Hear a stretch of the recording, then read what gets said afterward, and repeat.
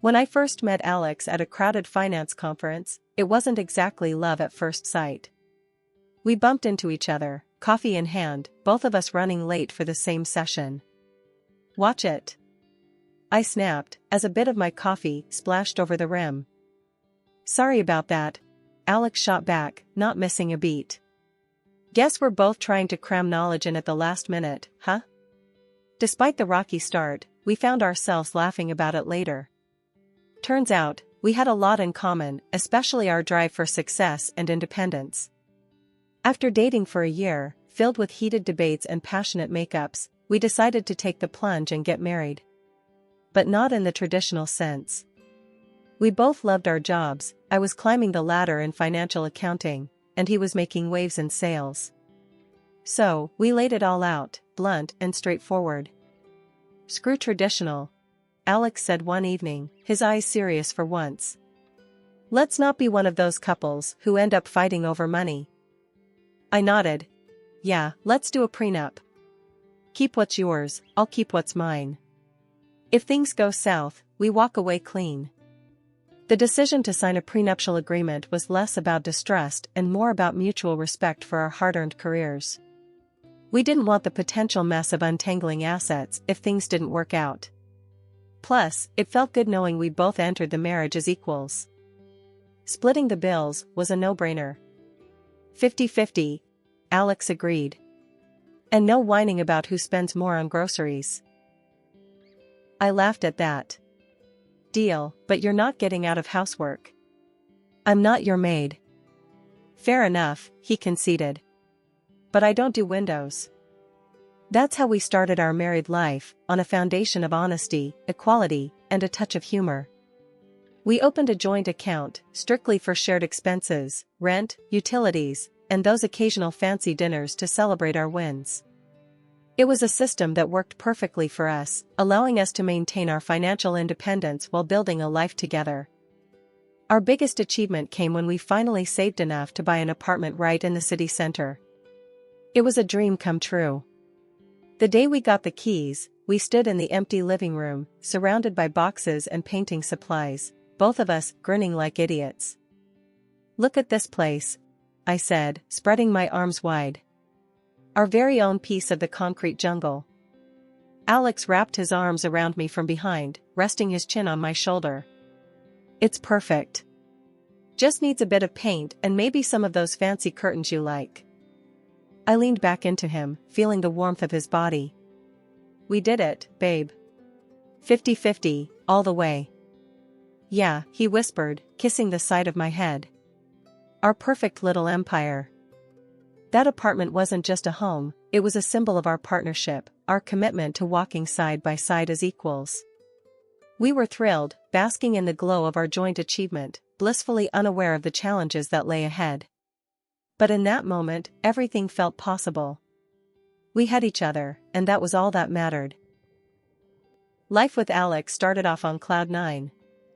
We were the perfect team, or so I thought.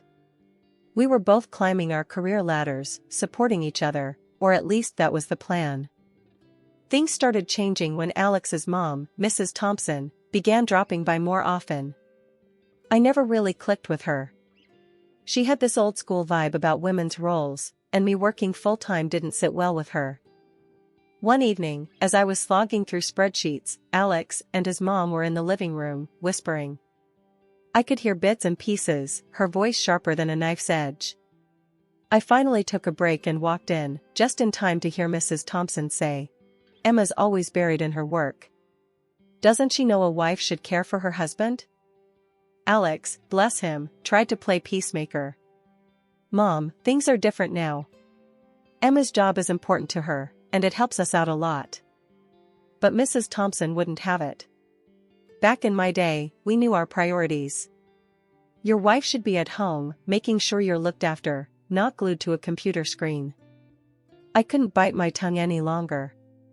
"Mrs. Thompson, I respect your views, but times have changed. I'm not just going to sit at home." Alex and I agreed on this lifestyle before we got married. Alex chimed in, trying to smooth things over. "Yeah, Mom, we're doing things differently. We're partners in everything. Mrs. Thompson scoffed. Partners? A woman's place is in the home, not competing with men. Look at your sister, a proper woman, caring for her family. That hit a nerve. Being a proper woman doesn't mean giving up on my career or ambitions. I shot back, my patience wearing thin. The conversation ended with Mrs. Thompson huffing. Well, I just hope you know what you're doing. A family needs more than money. After she left, Alex and I had a heart-to-heart. Babe, you know I'm on your side, right? He said, taking my hands in his. My mom's from a different time. We'll do things our way. I nodded, wanting to believe him. I know, Alex. But it's not just about your mom. It's about us sticking to our guns, making sure we're on the same page. He hugged me. Always, Em. We're in this together. But that conversation with Mrs. Thompson was just the start. Her visits became more frequent, her comments more pointed. And each time, Alex's assurances seemed to lose a bit of their strength. I started to feel like I was on my own, defending our choices, our lifestyle. It wasn't long before this tension spilled over into other parts of our life. The apartment that had been our happy place, our sanctuary in the city center, started to feel less like home. We were thrilled when we bought it, our own little slice of the city.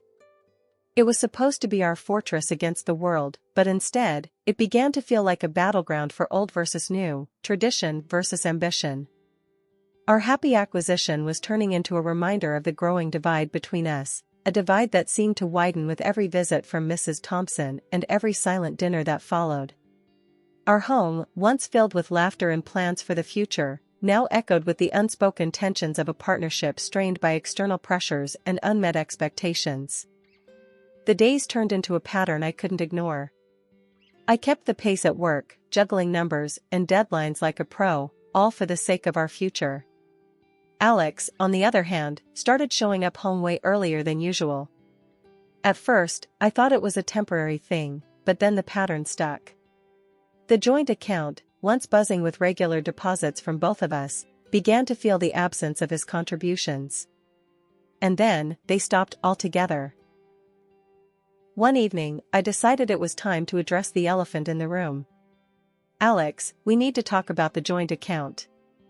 What's going on? I asked, trying to keep my tone neutral. He sighed, a bit too heavily. Babe, sales have been in the dumps. I'm not making as much as before. It's a tough time at work. I wasn't panicking, we had savings, and my job was stable. Okay, I get that. Things are rough everywhere. But since you're home early now, maybe you could help out more around here? I suggested, hoping he'd see the logic. Alex, sprawled on the sofa, phone in hand, didn't even bother looking up. Help out? Like how? I was flabbergasted. You know, household stuff. Cooking, cleaning. We're a team, right? He finally looked at me, his expression a mix of disbelief and annoyance.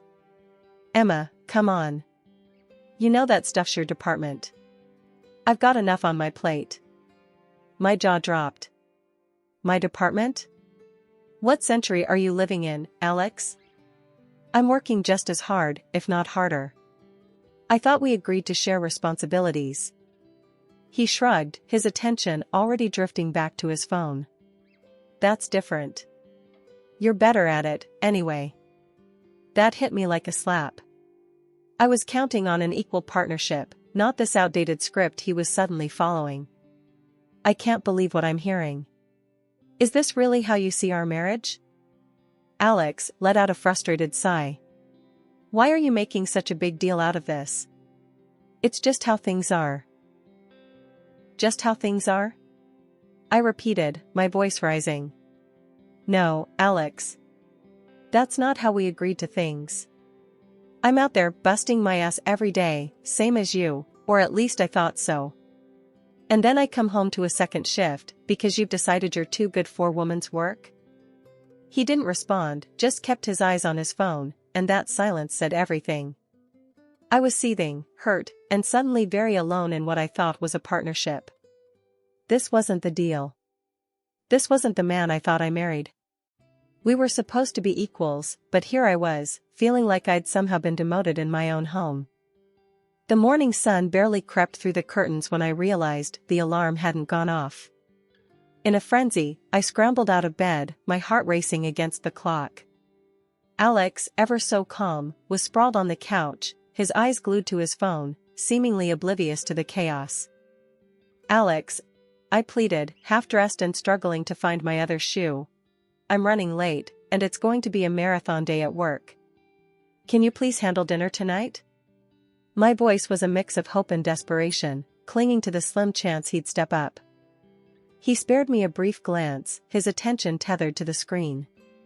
Yeah, he mumbled, a noncommittal grunt that did little to assure me. "Got it, dinner. Sure." I paused, the knot in my stomach tightening. "You mean it, right?" Because last time, the memory of coming home to an empty table flashed in my mind, a silent testament to forgotten promises. Alex's annoyance was palpable as he cut me off. I said yes, didn't I? Go on, don't worry about it. His dismissive wave was the final nudge out the door, leaving me to rush into the day with a heavy heart. The hours at work were a blur, each task piling atop the next, leaving no room for breath or thought. By the time evening wrapped its fingers around the city, I was spent, my body and mind crying for respite. The thought of coming home to a warm meal offered a glimmer of comfort in the exhausting routine my life had become. But the apartment greeted me with silence, an eerie echo of my solitude. The kitchen, untouched, bore no signs of a meal prepared, the table as barren as it had been that morning. Confusion gave way to a sinking realization as I noted Alex's absence. With a trembling hand, I dialed his number, each ring a beat in the mounting dread. His voice, slurred and distant, pierced the quiet. "Yeah? Where are you?" "I thought you were going to handle dinner," I managed, my voice a mix of frustration and disappointment. His laugh, a sound I once adored, now felt like a sharp jab. "Nah, decided to crash at my sister's. You know, where a real dinner happens. Not like our place, eh?" The word stung, a cruel reminder of the chasm between us. "So, my working late to support us makes our home less of a home? Is that it, Alex?" My voice cracked, the hurt spilling over. "Look, Emma, it's not just about dinner. It's about feeling appreciated, you know? Like someone actually cares I'm there." His words, thick with accusations and alcohol, laid bare the fissures in our marriage. The line went dead, but the silence that followed was anything but peaceful. I stood in the middle of our kitchen, a room that once felt like the heart of our home, now just a hollow space. The tears came then, unbidden and relentless, mourning not just a missed meal, but the love and partnership I thought we had. The tension between Alex and me had been simmering just below the surface, but the events of the past few weeks had turned up the heat, threatening to boil over at any moment. The day it all came to a head was like any other, with the weight of unresolved grievances hanging heavy in the air. I had just walked in from another grueling day at work, my mind a whirlwind of numbers and deadlines, when I noticed the mail scattered on the kitchen counter. Among the usual bills and flyers, a statement from our joint account caught my eye. The balance was far lower than it should have been. Heart pounding, I rifled through the transactions, my confusion turning to disbelief and then to anger as one entry stood out, a large withdrawal made by Alex. "Alex!" I called out, my voice sharper than I intended. He emerged from the living room, phone in hand, a look of feigned innocence plastered on his face. "What's up?" he asked, trying to keep his tone light. I slammed the statement on the counter, pointing at the damning entry. "What is this? Why did you take out so much money without talking to me first?" He shrugged, a casual dismissal that fueled my frustration. "Oh, that. Just had to cover some expenses, you know how it is." "Expenses?" I echoed, incredulous. "For what? And why didn't you discuss it with me?" He sighed, the facade of nonchalance slipping. "Look, Emma, I needed a new car. The old one's been acting up, and I got a good deal on this one. A new car? With our savings? I was struggling to keep my voice steady, the betrayal stinging more than the financial loss. We're supposed to be saving for our future, not squandering it on impulsive buys. Alex's patience was wearing thin. Impulsive? I think I deserve a little something for myself, don't you? It's not like I'm asking for much. Not asking for much? I could hardly believe what I was hearing.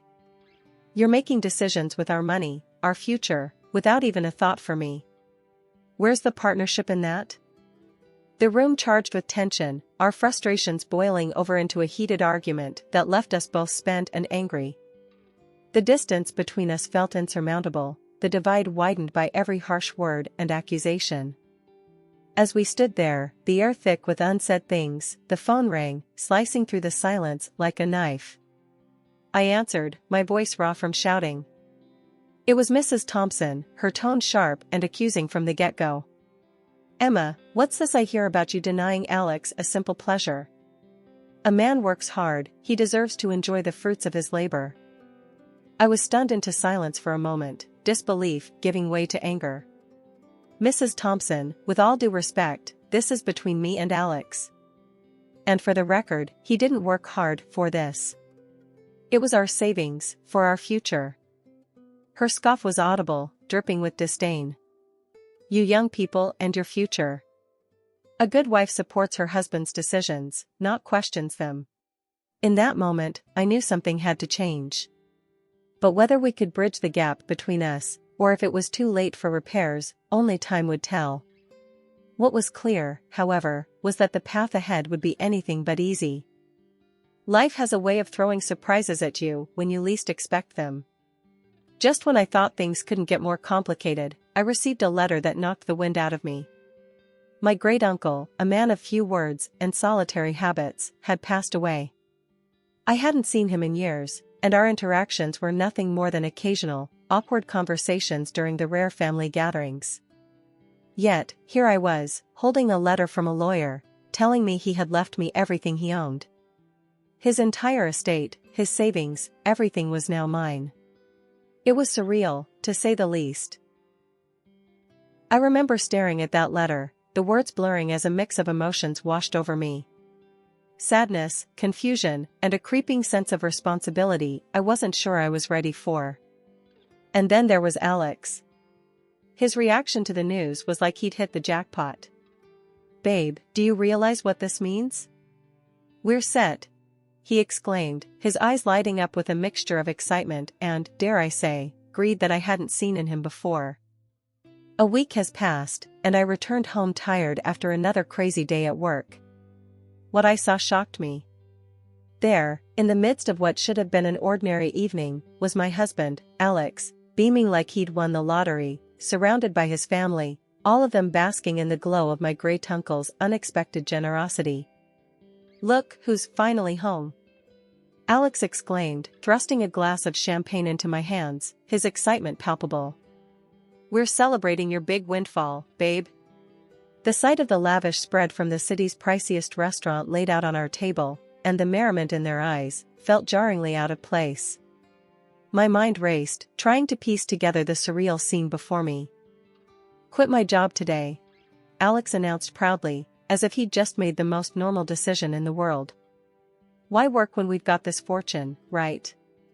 His grin widened, oblivious to the shock that must have been written all over my face. His parents, his sister, her husband, their kids, all were there, acting as if they'd just won the jackpot. And then, as if on cue, Alex added, "Oh, and before you join us, the dishes won't wash themselves, you know?" Laughter erupted from the crowd, a chorus of approval at his joke. But to me, it sounded like nails on a chalkboard. Fury coursed through me, hot and unstoppable. Here I was, after a day of grueling work, expected to play the maid at my own celebration? It was madness. I was on the brink of unleashing a torrent of anger, ready to set things straight, when Mrs. Thompson, ever the matriarch, called for a serious conversation. Dragging myself to the armchair, every ounce of my being screamed in protest. What could she possibly say that would make any of this better? My mind was a whirlwind of indignation and disbelief. Were they really so oblivious to the audacity of their actions? Did they see me as nothing more than a benefactor for their whims? As the absurd proposal hung in the air, courtesy of my mother-in-law, suggesting we use my inheritance to build a colossal house for what felt like the entire clan, I could only stare in disbelief. The idea that not only would we all live together, but that this would somehow excuse the entire family from ever working again, was ludicrous. Alex, beaming as if he'd just unveiled the master plan of the century, chimed in. Think about it, babe. We'd never have to worry about anything ever again. The room was filled with nods and murmurs of agreement, as if they'd all been let in on the plan before this moment. As I looked around at these people, my supposed family, I felt more like an outsider than ever. Breaking the celebratory bubble with a voice steadier than I felt, I said, I'm filing for divorce. The room fell silent, the air thick enough to cut with a knife. Alex's smile faltered, his parents' jaws dropped, and his sister's glass of champagne paused midway to her lips. My mother-in-law, always quick on her feet, laughed dismissively. Oh, darling, even if you do, the law's on our side. Alex gets half of everything you've got. Her smug assurance was the last straw. Actually, I countered, a bitter laugh escaping me. Our prenup says otherwise. Alex gets nothing of mine if we divorce. The shock that rippled through the room was palpable, their wide eyes meeting my firm gaze. And another thing, I continued, my voice gaining strength. I'll be taking all the furniture, every appliance, everything I paid for. And Alex, you'll be hearing from my lawyer about the unpaid bills and expenses you've conveniently ignored. The fantasy bubble they'd been living in burst right then and there.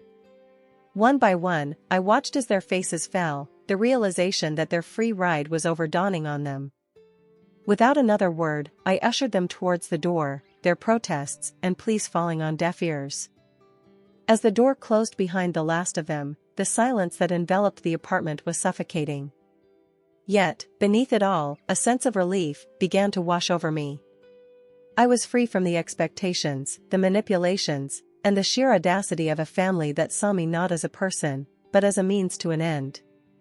After the dust settled on the courtroom battles and the ink dried on the divorce papers, I started anew in the house my great-uncle left me. It was a fresh start, a chance to rebuild my life on my terms, free from the constraints of a marriage that had become suffocating.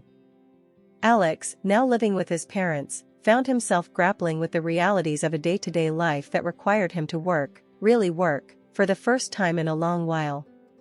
Every so often, he'd call me, his voice tinged with a desperation I hadn't heard before. Come on, can't we just wipe the slate clean and start over? He'd plead, the echoes of his once confident demeanor replaced by uncertainty. His mother, too, took to calling me, her tone uncharacteristically sweet, a stark contrast to the sharpness I'd grown accustomed to. Dear, wouldn't you reconsider?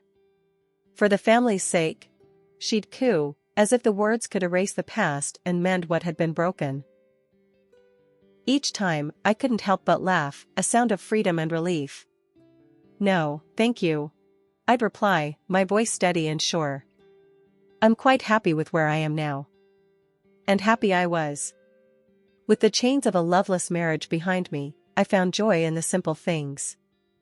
I traveled, exploring corners of the world I'd only dreamed of seeing. I threw myself into charity work, finding fulfillment in helping those in need, both people and pets alike. The gratitude in their eyes, the genuine smiles, and wagging tails brought a sense of purpose back into my life, a reminder that there was so much good I could do, so much love I could give, without expecting anything in return. The liberation from my old life, from the expectations and demands of others, allowed me to rediscover myself. I was no longer defined by my relationship with Alex or his family. I was my own person, complete and content in my independence. The house my great-uncle left me became more than just a place to live, it was a sanctuary, a space where I could grow, heal, and thrive. It was here, among the memories of a man who had quietly supported me from afar, that I built a life filled with passion, purpose, and peace. As I look back on the journey that brought me here, From the turmoil and strife to the calm and contentment, I'm reminded of the resilience of the human spirit. Life, with all its twists and turns, had led me to this moment of liberation, a testament to the strength within me and the promise of a future filled with endless possibilities.